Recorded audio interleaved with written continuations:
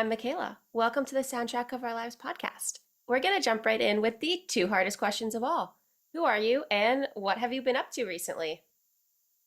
Okay. Peter Pepper, and I recently have been traveling across the world. I just got back from train hopping in Africa. I've been living in Tokyo, Japan for the past 2 months. Prior to that, I was in Bali for 3 months, and I'll be heading back to the US soon. I have a new song dropping. I have three new songs that I'm recording and a music video in production. So you've been busy. I've been busy. What kind of led you to world traveling? So I had started a band when I was younger, and it just so happened that it was my first band, and it took off. Hmm. And so next thing I knew, I was helping define a genre of music. I was on tour nationally with bands that had sold gold records and Hmm. been on the Billboard charts. And I had been to 47 states in the US in by the time I was in my 20s. Yeah. And so after that, I thought, well, what's after this? What comes next, right? And Hmm. so then the next adventure was to get out of the country, and that's how I kind of got my first taste of international travel. That's fun. I've only ever been to Canada, but I want to go more places. I haven't been to Canada yet, oddly Oh. so. But it's not too far from Boston, so it's a lot easier.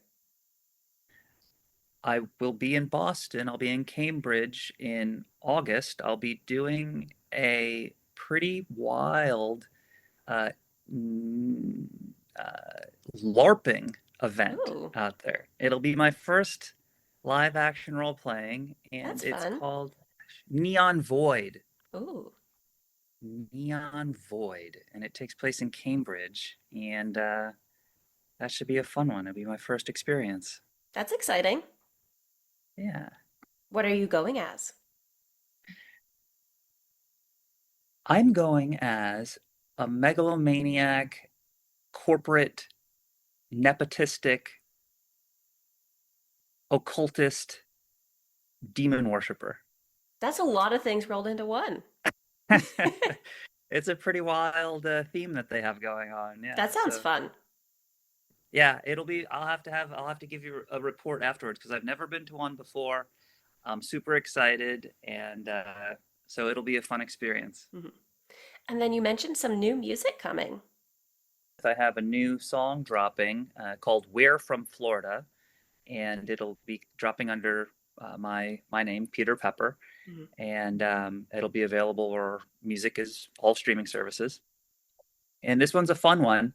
Um, I got to collaborate with this with some friends, and so Lauren Turner, ex Foxy Shazam guitarist, he produced and played guitar on this track. And then extremely talented female vocalist, also out of Florida, named Frankie Ray. She did backing vocals on the track, and and this one's going to be a wild one. It's a little poppy. It's a little bit more poppy than I've done in the past. Mhm. I'm generally a little bit more on the punk side of things, but this one's a alternative pop dance track themed around Florida and Okay. everything beautiful and weird that comes with it. What led you to lean more pop in this song? Yeah, that's a fun question. So I have recently, since shortly after, maybe after things settled down after COVID, I had wanted to really start to get back into releasing music regularly. And I've been experimenting a lot. I've been kind of just not holding myself to punk and electro punk and the genres that I have already had experience in. I've been Mhm. trying to kind of broaden my horizon. There was a few artists that opened up my periphery to more like modern blues elements like Mark Lanigan and Nick Cave and these kind of alternative blues, kind of somber feeling. That was one thing that I was kind of experimenting with. And then the other thing that I was experimenting with was what if we just don't go dark? And what if we don't go angsty at all? What if we just are kind of happy and literal and just we're telling a different story? And so I had been hearing some of the modern pop stuff that's been playing over the past, year or two. And I had just taken some inspiration from deep, steady pop drum beat. Hmm. And we infused some alternative kind of a little angsty guitar sounds in there, but for the most part, it's very pop oriented, and it's intended to be fun, and it's intended to not have so much like emotional weight on it. Hmm. Just have fun with this one. Yeah, That's exciting. yeah. Do you think you'll release more songs in a similar style? I have a lot of experimentation. I have, yeah, so it's possible. Yeah, I definitely have some more pop inspired stuff in the works. I definitely have some pop, hip hop inspiration tracks that were inspired by pop and hip hop. It's really what I've been finding is just my bottleneck in music production and releasing new music is getting the um, be, getting the final stages of the process completed, finalized, and just out. Hmm. From a creative perspective, I have a lot of material, a lot of ideas, a lot of songs that are to a large extent finished. I just have to personally. This is a other artists can relate to this. I suspect is Hmm. just it's important to finish stuff. It's important to release what you make or Hmm. else it never gets heard, right? And some artists, I guess they like that kind of they do it for themselves only. I am not one of those artists. I do it for myself, but with the intention of it being received by others, and that is part of the payoff creatively Hmm. for me. Yeah. Yeah, and so I have to admit to myself that my current process of getting music out is unacceptable to me, and I need to improve that because I'm pregnant with art that I Hmm. have to get out. Yeah. I feel like that's something that a lot of people struggle with. Yeah, it's the last mile they call it. It's the last stages of the journey, right? You've Hmm. already conceptualized, you already formulated, you've already reflected upon it, you've molded it, you've sculpted it, your art in your eyes is ready to go, but there's just a couple technical things that need to be finalized for the world to see it, and that hangs up a lot of us artists, and I am guilty. So you're going to be working on changing that? Yeah, that's a goal for this year here. Over the Hmm. next few months, I'm working on getting a more reliable, consistent system for Hmm. those last stages, and uh, and then when that happens, then there's going to be a lot of new material that will be scheduled for regular releases at that point. That will be exciting. Yeah, yeah. And one exciting note is that in October, November, I'll be releasing some of my new blues material, which is a Ooh. far, far departure from electropunk or alternative pop. It'll be a much different animal. Was it harder to write the blues music? Absolutely. Yeah. It was excruciating, actually. It was, there was a series of events that occurred, in our lives. We experienced these, kind of Hmm. cataclysmic moments and where you kind of reflect upon decisions made and time passed and the circumstances that get you into those positions, the relationships that get you into those positions. And so I found myself reflecting upon some hard times, Hmm. and um, I was in my home studio, and it was 1 in the morning, 2 in the morning, and experimenting kind of with new ideas, new chord progressions, new stylistic possibilities. And I had found myself um, August, September, kind of coming into November, you're kind of getting into the end of summer there and start of fall. Hmm. And then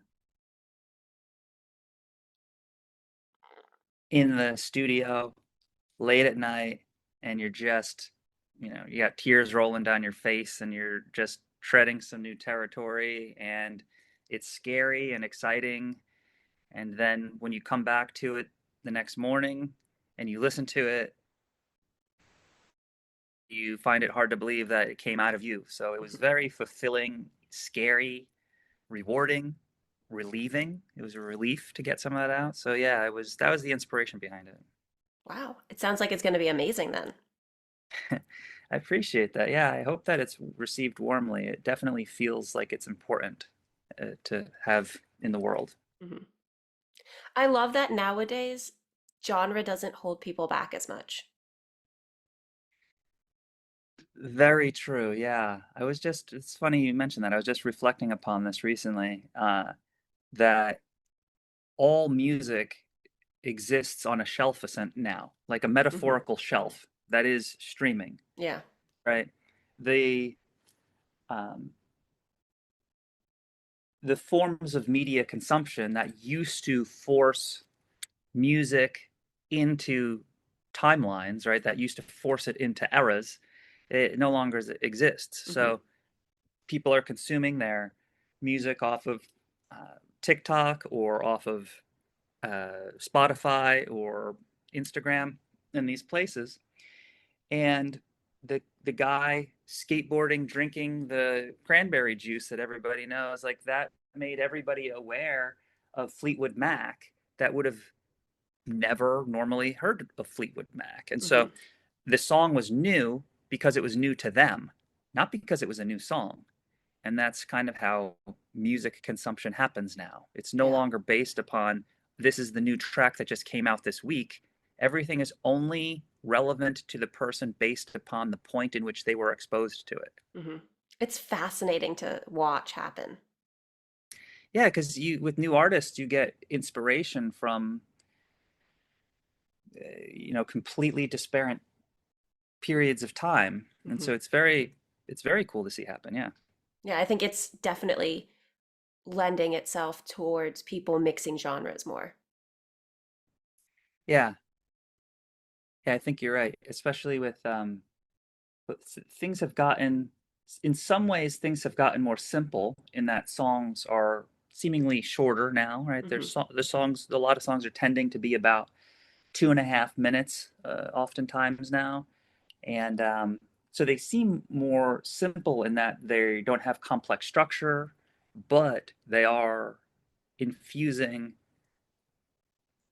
different elements of genres and different instrumentation and different production methods and different ways of vocalizing than what would have been considered like a very genre friendly way of that in the Hmm. past.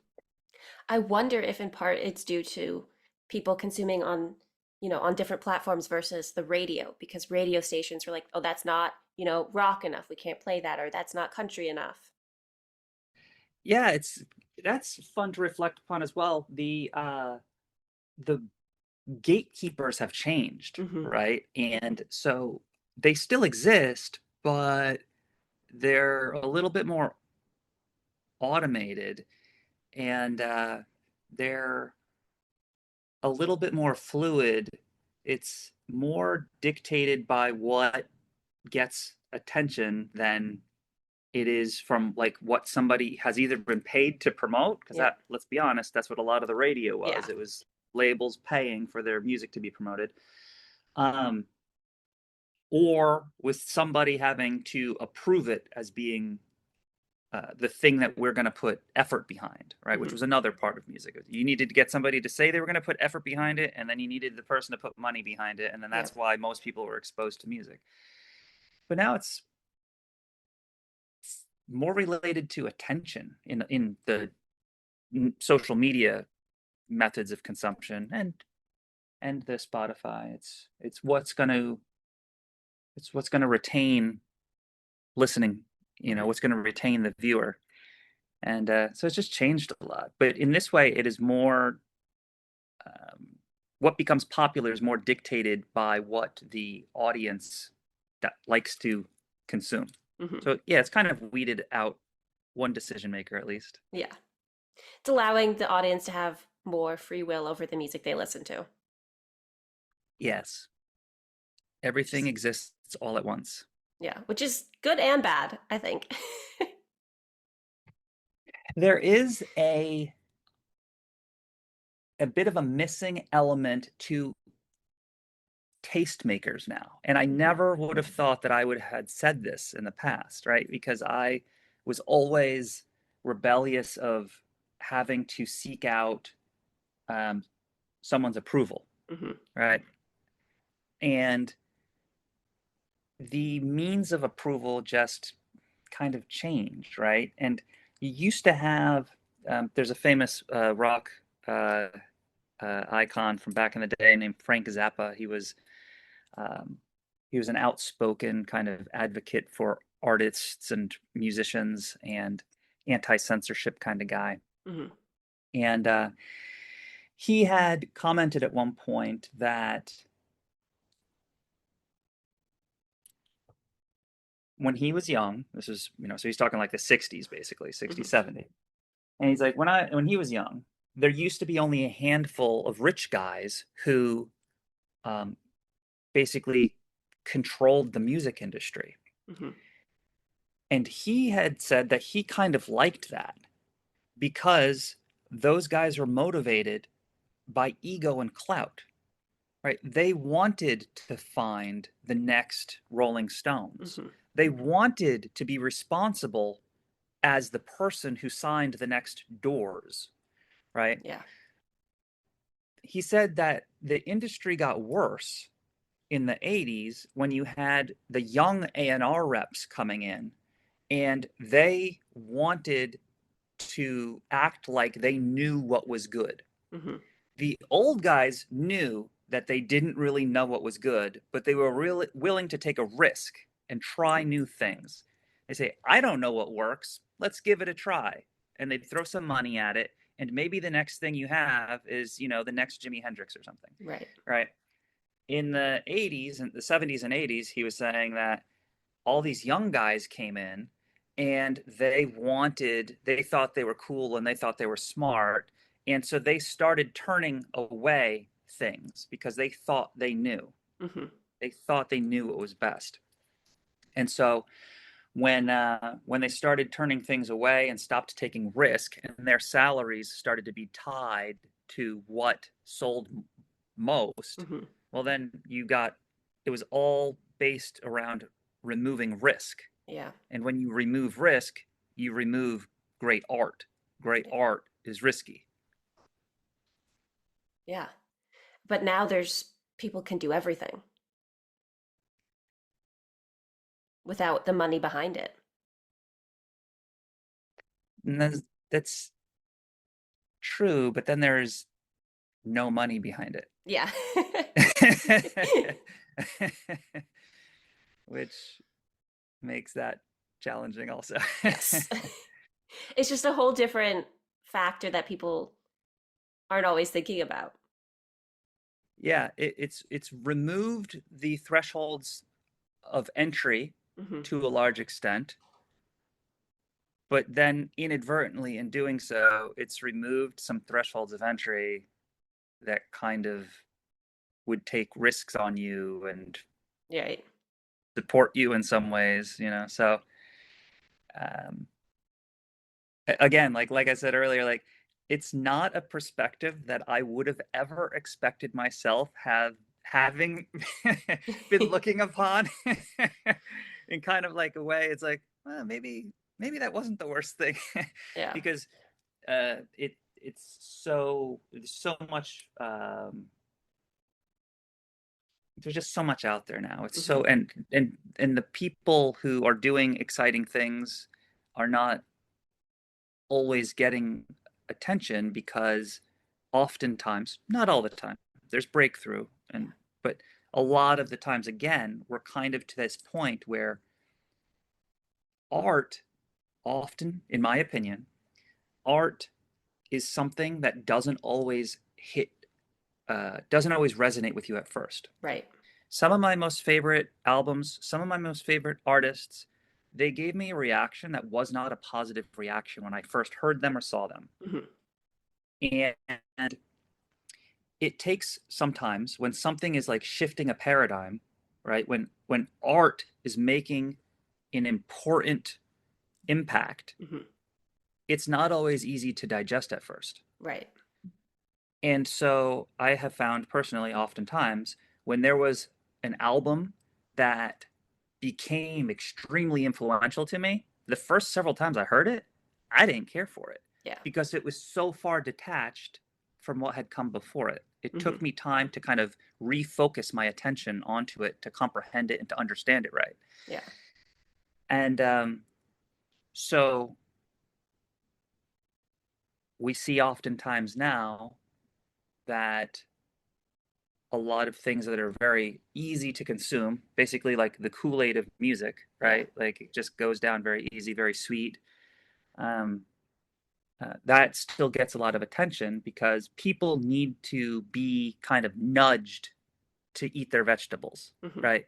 If you want to say that impactful art is your vegetables and Kool-Aid is your easy to swallow art that doesn't take much understanding or comprehension or reflection, right? Like you kind of need to be encouraged to eat your broccoli. Right. But everybody's gonna eat that Krispy Kreme donut, you know. And Hmm. I think Of we're kind of course. yeah, we're just kind of like facing that as a art consuming society now more so than we had in the past. Yeah, it's going to be very interesting to see what happens next. Oh, it's going to be wild. These next couple years are going to be very wild. We're in uncharted territory. I was at in Tokyo here. I was just at two big tech conferences out here, and the general consensus of everybody around was, we don't know what comes next.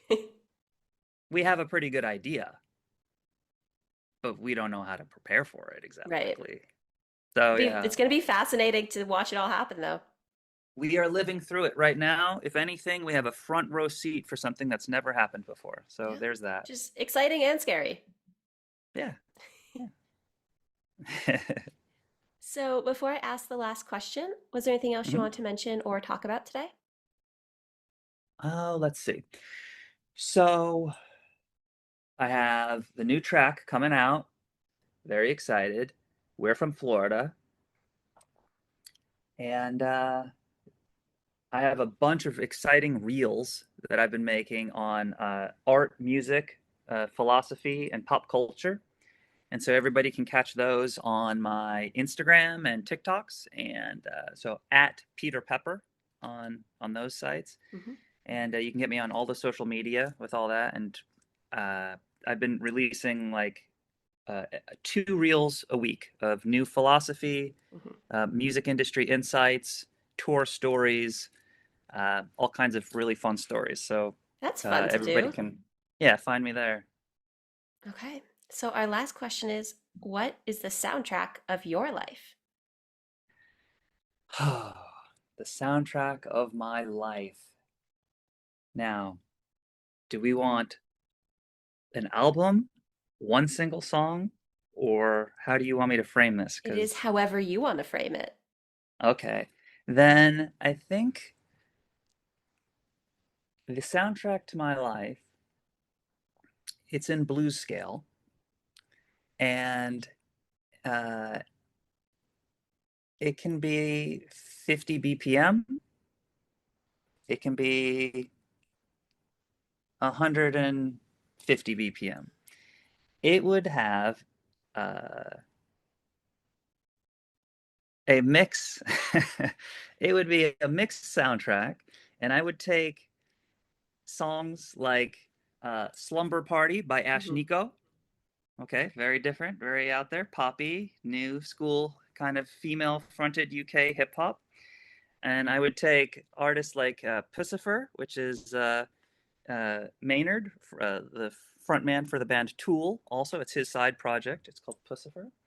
I would take select tracks from the Nine Inch Nails collab that they did with Boys Noise just recently. So they called it 9 Inch Noise. So you got Ash Nico, you got Pussifer, you got 9 Inch Noise. We throw in some Mark Lanigan, and uh, and why not also put in there some Dead Kennedys for good measure, and uh, and then why not also do a montage of 80s new wave, and Okay. we'll shake that all up, and then that is the soundtrack to my life. I like it. That's a good soundtrack. Thank you. Thank you so much for taking the time to chat with me today. Thank you so much. It was nice talking. I hope we get to do it again. Yeah, that'd be fun. Have a nice rest of your day.